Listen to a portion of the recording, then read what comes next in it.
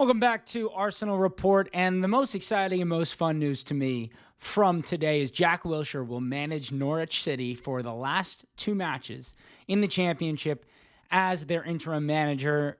Listen, I don't think he's getting the long-term job, but it's just a culmination of everything that is Jack Wilshere since he's been 16 years old, making his debut for Arsenal, to be here at this point in his life, in his 30s still, as a manager for a club with aspirations of playing in the Premier League is truly what he deserves. He was an all-time under-18s manager for us, not just in his ability to implement what he wants on the pitch and to get the most out of his players, but just as a leader of young men, as a leader of a smart footballing brain, and somebody who is respected across the game by everybody who comes his way. There's not a bad word out there to say about him, and he deserves this opportunity. It's a very fun thing, and it really just reflects good on Arsene Wenger. It reflects well on Arsenal as a club. It reflects well on Mikel Arteta and Per Mertesacker and Edu Gaspar for giving him the opportunity in the coaching lane of things and for letting him go mid-season to join Norwich's staff, where he is now, again, being rewarded as the interim manager. And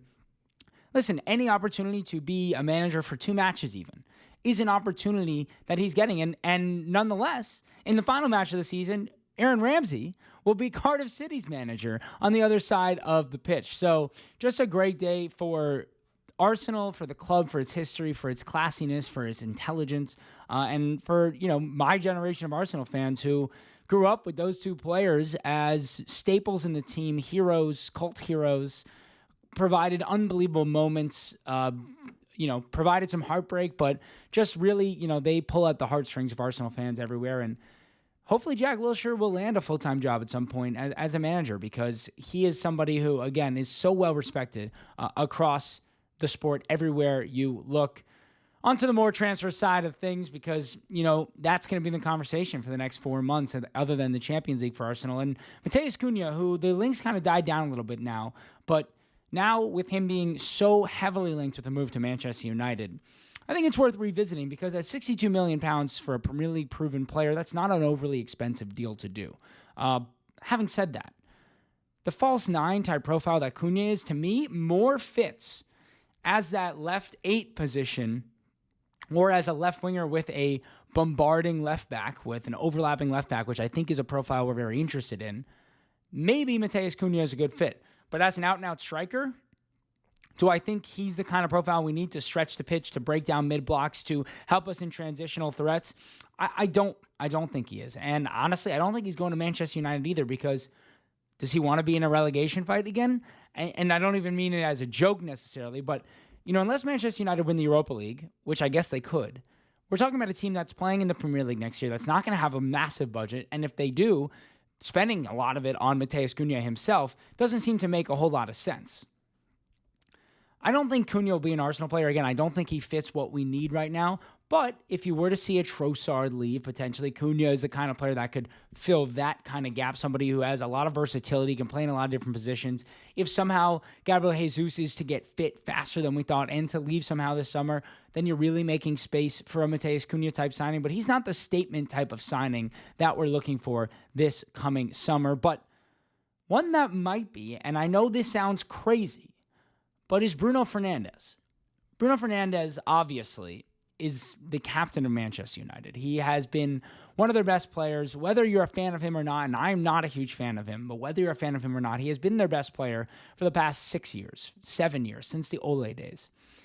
But he's kind of entered this new part of his career where he is no longer really an attacking midfielder. He is a second striker, someone who needs to sit behind a striker, get on loose balls in and around the box, create goals, score goals, have moments of brilliance, and that's something that he does as well as anybody in the world in that position. And that's a role that I really think we could use at this club in that left 8. That's what I think we've been after for so long. That's what I think Mikel Merino, in a lot of ways, having played as a 9 now, has become for this Arsenal side, and what we might see him do in the Champions League against PSG with Trossard as a striker. Now, Bruno Fernandes, if Manchester United win the Europa League, he's not leaving Manchester United. He's going to be playing the Champions League next year for Manchester United. But should Manchester United not make Europe of any kind next year, which would be the case if they don't win the Europa League, if I'm Bruno Fernandes at this point in my career, I'm running out of years to go win a Champions League. Can I be swayed by big wages?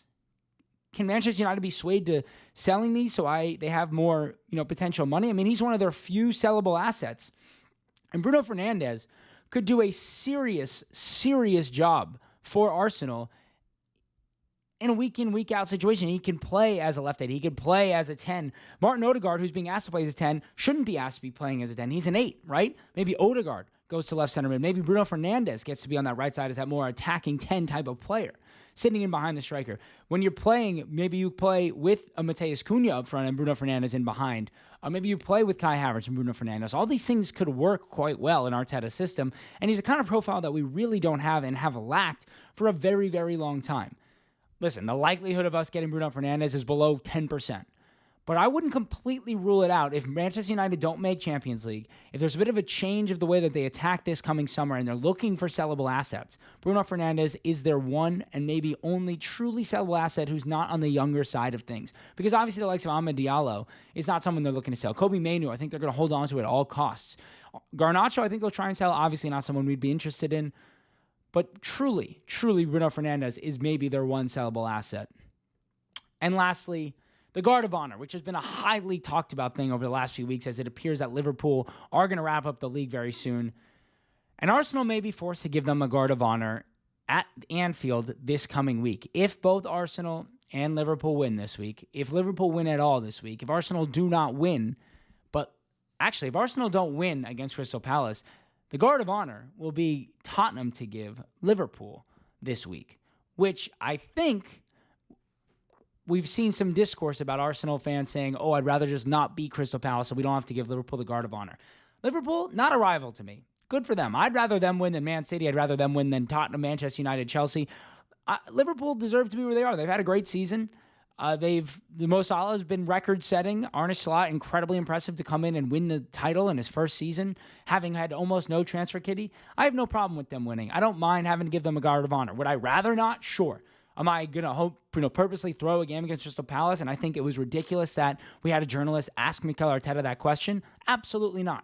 Who cares in the long term if you're giving them a Guard of Honor? This is some Twitter rage bait nonsense.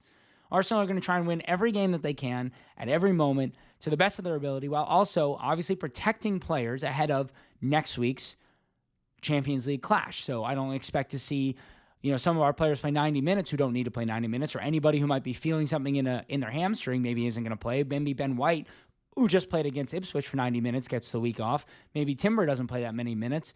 Calafiori obviously isn't fit, but no, I'm not worried about a Guard of Honor. If we have to give them a Guard of Honor at Anfield, great for them. Hopefully we still win at Anfield, just so, we haven't lost a Big Six match in quite some time.